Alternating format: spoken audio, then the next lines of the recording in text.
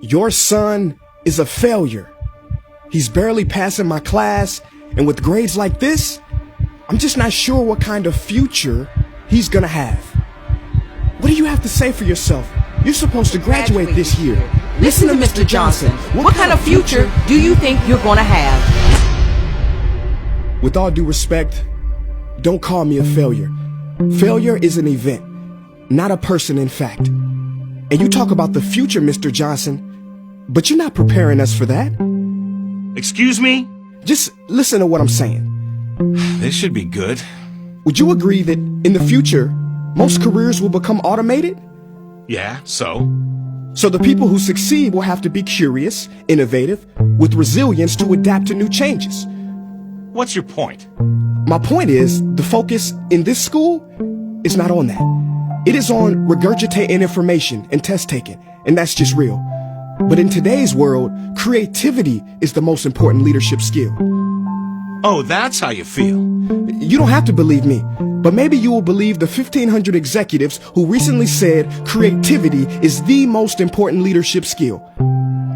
See, pretty soon, no one will be hired because of what they know. Because who cares what you know or if you've memorized a fact? We've got Google and Siri for that. In the future, people will be hired because of what they can do with their knowledge. Can they creatively solve real-world problems, not just follow instructions or directions and bubble in multiple choice questions?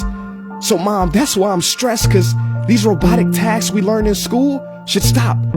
Because no one can do a robot's job better than a robot.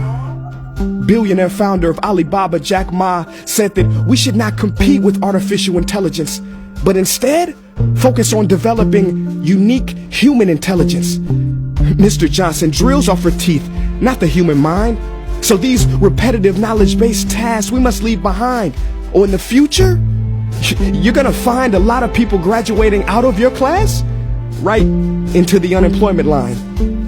See, many top companies today don't look at grades. Mom, that old way is expiring. Google has been quoted as saying GPAs are worthless criteria for hiring. Founder of Tesla, Elon Musk, agrees.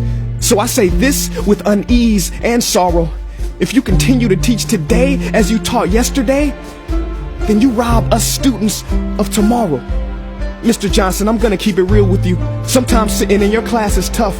I'm constantly thinking, if I don't look up at the clock, maybe it'll speed up. So I listen to you do my work and pay attention, feeling like an hour had to have gone by. But it was only 3 minutes. So if you wonder why we're bored in class, look, you want to get a kid to hate reading? Give them this, a school textbook. And some people think it's our fault, and that hurts me. They say you can lead a horse to water, but you can't make him drink. And to that I say no. Firstly, you can put salt in that horse's hay and make him thirsty. And if you bring joy in your classroom, you can make any bad student nerdy. As he or she discovers the beauty of truly learning. Mr. Johnson, I mean no disrespect. You have the most important job on this planet. You build, create, and save lives.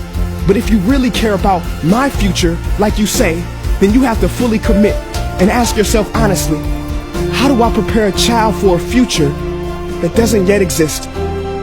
Here's a hint. The answer is not found in this. It's using this and this. See, in the future, we will need more passion and compassion. People with inspired hearts and wisdom to uplift this planet. And Mom, I love you, but can I be real? Go ahead. You want to know one of the biggest factors for childhood success? It's not IQ. It's family meals. And we haven't had one of those in a while. See, I know sometimes you don't feel proud, because I may not be a straight A student, but I'm not stupid. These tests may be 70% of my grade, but they're 0% of my future. But don't worry, I'll pass this class and get through this. But I need you to give me the space I need to be me and live true. Because the best feeling in the world is that your own parents get you.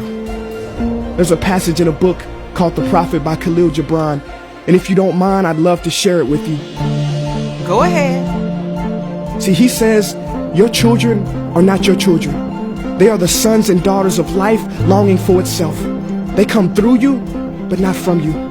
And though they are with you, they do not belong to you. You may give them your love, but not your thoughts, for they have their own thoughts. You may house their bodies, but not their souls, for their souls dwell in the house of tomorrow. So, Mom, I'd appreciate it if you give me the love that I need to pursue my dreams. See, if we are to succeed, all three of us need behavior change on all fronts. We talk about the future, but the future is now, and it is created now by all of us. I've never heard you speak like that before. Yeah, I didn't know. But I'm going to reach out to administration and try to change some things. You have my word.